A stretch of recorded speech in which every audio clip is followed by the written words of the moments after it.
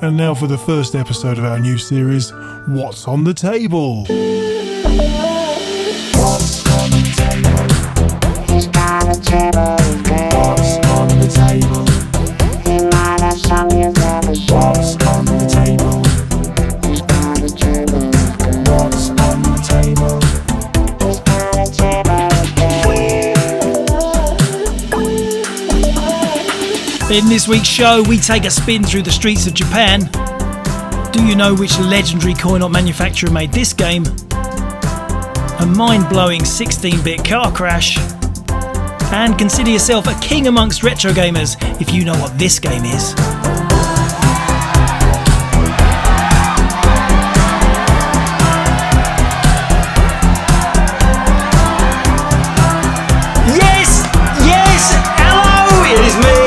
It is Jace at Retrogames! Hello! Yes, I am back. I am back after a long break. You remember me? I was in the summer. That was me in the summer. I'm a lot fatter now. I've had a holiday. I've been away. I've had a good break. It seems 260 episodes wasn't enough. Checking the cameras. 260 episodes wasn't enough. You wanted more. You wanted more, so I'm back with a slightly rejigged format of the show. Gone is the box. Yes, gone is the box. I don't care. The box is gone. Now we are talking about the table. Oh, hello. And this is how this new show is going to work. Well, it's quite simple, really. Every week we get loads of new games, so Jace holds them up to the camera and tells you how much they're worth. What else do you want? I'm now just going to pick loads of stuff. I'm going to pick stuff that's already on the site. I'm going to pick stuff maybe that's not on the site yet. I'm going to pick stuff that maybe I'm not even going to put on the site. I'm going to keep it for my own collection. Cheeky boy. Oh, I quite like a cheeky boy, especially if he's got tattoos on his face. What's on the table? What do I pick first on the table? I mean, you can't necessarily see how much stuff is on the table. I'm just going to pick something. I'm going to start with a cuddly toy. Now, I'm picking this because we listed some cuddly toys this week, and this one looks a bit deformed. It's a Pikachu. If you didn't know that, it's Pikachu, but look at his cute face. Oh, hello, mate. Make him talk, Jace. Make him talk. I thought this was going to be about video games, but all he's doing is playing with his teddies. Yeah, he's hilarious, isn't he? I just thought, wow, he's got to come on the show just because he looks so deformed. He's a bit like you, mate. Now, moving straight on, I'm picking a PlayStation game. Now, this is a really unusual PlayStation game. This is Midnight Run. It's a Konami racing game. You think, oh, that is proper thoroughbred developer. This game must be pretty good. Well, let's just check out Midnight Run. Sadly not based on the Robert De Niro movie with the same name, Midnight Run is actually a pretty typical Japanese street racer. It comes from the time when everyone was so jealous of all the money Namco were making out of Ridge Racer, they wanted a piece of the action. Now sadly there are only 4 rival racers, though each stage is timed.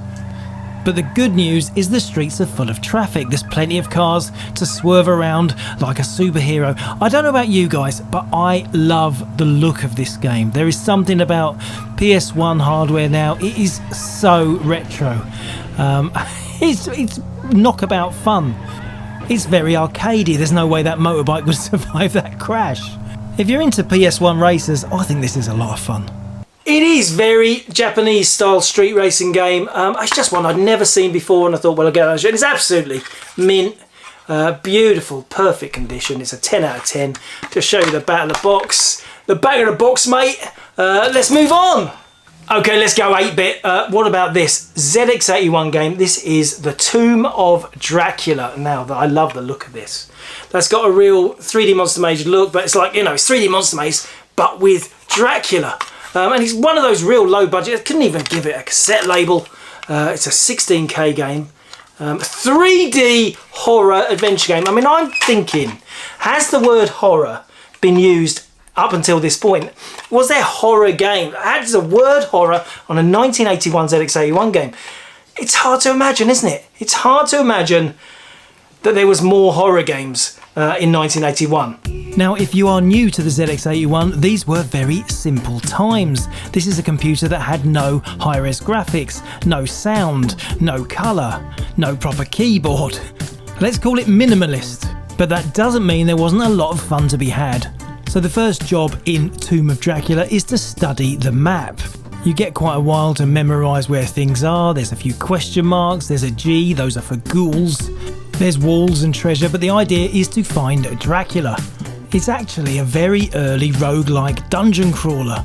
The get out of jail free cards are the silver stakes, which you use to banish ghouls or rescue yourself from pits. Now you may be thinking that pressing a few buttons on a keyboard doesn't feel much like a proper game, but back in the early 1980s, this really was state of the art. There it is, the Tomb of Dracula. Something for all you vampire fans. I think it is very nice. Now, this Nintendo NES game is called Crystalis, and it's by the legendary SNK. We got hardly any amazing NES games in the UK, really. We just got some standard titles, but they got tons and tons of different releases in the USA because the NES was massive there. Don't knock it, because we had the Amiga and the Atari ST and they were our main machines, so you know, we'd have missed out on so many games if we'd all just bought NESs instead.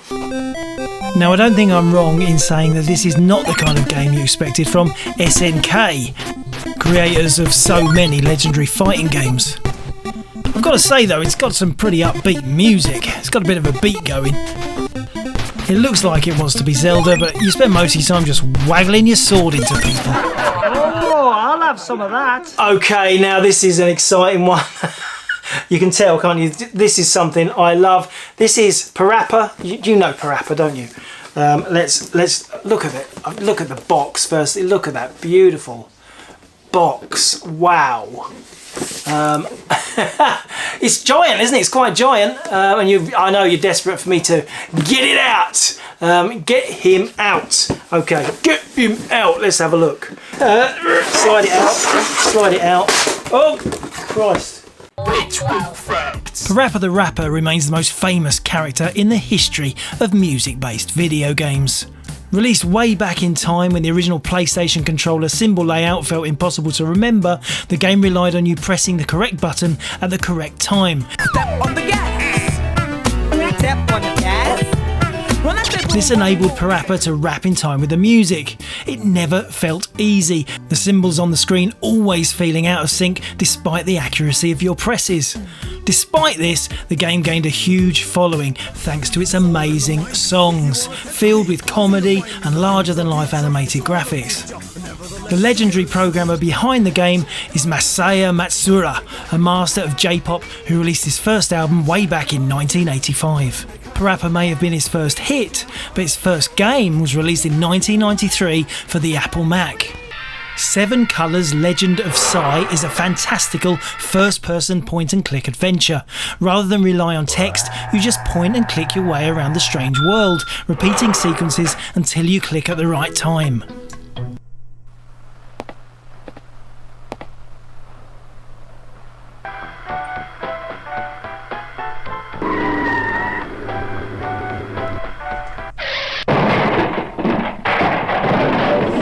Now, while Jamalami, the rock-focused sequel to Parappa, failed to match the sales of the original, a proper Parappa sequel burst onto the PS2 in 2014, and both games were later remastered for PS4. Matsuura's fascination with music games also brought us the very strange Vib Ribbon, and its Super Rare sequel, Vib Ripple, on PS2 in 2004. His last console game was released in 2012, the Luigi's Mansion-inspired Haunt for the Xbox 360.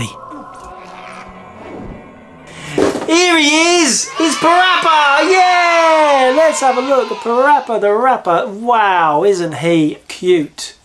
Parappa the Rapper in all of his glory. I love him. I love him.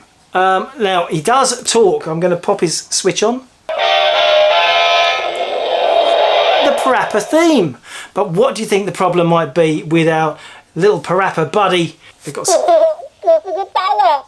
Yeah, he speaks Japanese. He speaks Japanese. I'm sorry about that, Parappa fans. He speaks Japanese. They didn't make a Western version of this. He is so cute though. He's so cute and so cool. And I thought he's definitely got to come on the show. What's on the table? Now, what is this? This is a Commodore 64 game. It's hard to tell, isn't it? Because it's a new game. This is a more recent release. Polar Bear in Space. Now, let me show you what it looks like there. It's beautiful. I mean, beautifully made. Lots of these new homebrew sort of style games. Oh, it's got tons of free stuff in there. It's Cytronics. They made quite a few Commodore 64 games. It's got a postcard. It's got a glossy manual. It's got a lovely, oh no, it's just is it a sticker? I don't know, a postcard. Some little stickers, both the polar bear front cover image, and there's the soundtrack CD. I mean, there's not many Commodore 64 games with a soundtrack CD. There it is in all its glory. A badge, we've got a badge, polar bear badge, and we've got a polar bear keyring. And it is a cartridge game, a brand new cartridge game for the Commodore 64. Let's just check out a little bit of Polar Bear in Space. Well, straight off the bat, I've got to say graphically, this looks pretty amazing. Yeah, it's quite a simple platformer, but the standard of the graphics, the speed of it, this would have been a massive hit back in the 80s. Now check this section, a proper shoot 'em up. It's a bit like R-Type meets Defender, smart bombs, and you can come back down and walk around too. But I want to be controlling a robot or a spaceship. Why are we controlling a polar bear? Yes, Polar Bear in Space. They had time to think of a better name, didn't they? Oh, you know, we've had a long time since there was previous Commodore games coming out. Polar Bear in Space. I don't know. Seems a bit. You could come up with it. I could have come up with a better name. They should have asked me. You should have asked me. Spectrum. Yes, a game for the Spectrum. And now this is an important one. This is Little Computer People, which we have talked about a lot of times. Little Computer People is a little man living inside the TV, knocking on the screen. You had to do things like give him a back rub and stuff. But this is the Spectrum version, Spectrum 128K only. You will struggle to find this. It is a very rare, hard to find game. I actually got this myself in like the first week I got a Spectrum 128. Toast rack, all right, toast rack. Yeah, I got this with mine at the time, and it was absolutely brilliant fun. It might be a bit like the Commodore 64 version, but with colour clash. But it is Little Computer People running on the Spectrum with 128K sound, and it's a very rare game for your collection. Oh, well done you. You've now reached the part where everybody turns off. This is The Last Ninja 3. Very rare on the Atari ST. Now to me, Last Ninja really is an 8-bit franchise. For me, it's about the Commodore 64. But Mark Cale at System 3 really liked to flog a dead horse. A dead horse is a bit harsh. But, you know, Last Ninja 3, we'd kind of moved on a bit by the time this came out for 16-bit formats. And it doesn't feel like a 16-bit game. I'm just going to open it up and show you inside. There we have some discs, 2 discs. We have the warranty and we have the beautiful manual. What is Last Ninja 3 on the Atari ST like? Well, it's very much like the Commodore 64 version. Static screens, no scrolling. You wander around and you fight people on your travels. Another pet hate, music but no sound effects. Now this is the 16-bit era. I am just going to run out of the screen now. Okay, where's the next screen? I'm still waiting for the next screen. Is my Atari ST broken? Oh my goodness! Seriously? Wow, that is how long it takes to move between static screens. Ridiculous! Now that is about all we've got time for this week. But don't worry, we'll be back soon with another table full of crud. Until then, thank you for watching. Happy Retro Gaming, Retro Gamers! Retrogames says thank you for watching. Retrogames says thank you for watching. Is that it? 15 minutes? 15 minutes? Come back here, you git!